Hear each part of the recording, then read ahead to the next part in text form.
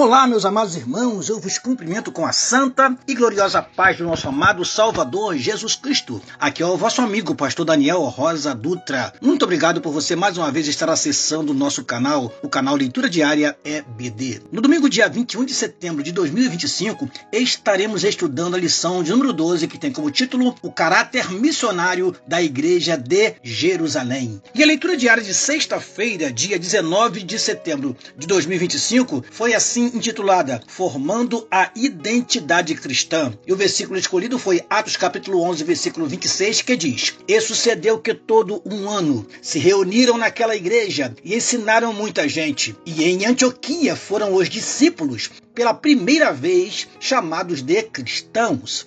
Meus amados, no segundo subtópico do terceiro tópico da lição, o comentarista registra que somente em mais 2 versículos da Bíblia temos a palavra cristão. São eles Atos 26, 28 e 1 Pedro capítulo 4, versículo 16.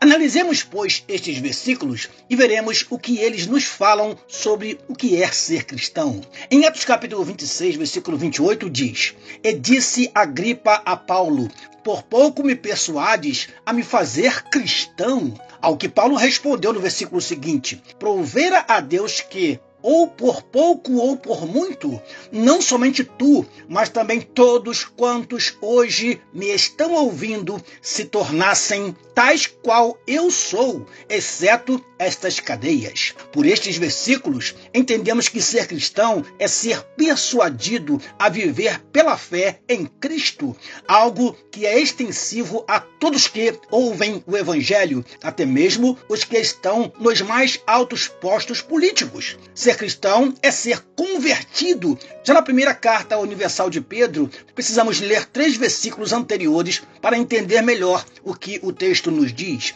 1 Pedro capítulo 4, versículo 13 a 16 nos diz: Mas alegrai-vos no fato de serdes participantes das aflições de Cristo, para que também na revelação da sua glória vos regozijeis e alegreis. Se pelo nome de Cristo sois vituperados, bem-aventurados sois, porque sobre vós repousa o Espírito da glória de Deus. Que nenhum de vós padeça como homicida, ou ladrão, ou malfeitor, ou como o que se entremete em negócios alheios, mas se padece como cristão, não se envergonhe, antes glorifique a Deus nesta parte. Portanto, ser cristão é ter uma fé tão viva que nos leve a sofrer de forma honrosa, assim como Cristo sofreu por nós. Em Atos 21, versículo 13, Paulo disse que estava não somente disposto a ser preso ou ligado, mas também a morrer pelo nome do Senhor Jesus. Por último, temos o texto de hoje. E sucedeu que todo um ano se reuniram naquela igreja e ensinaram muita gente.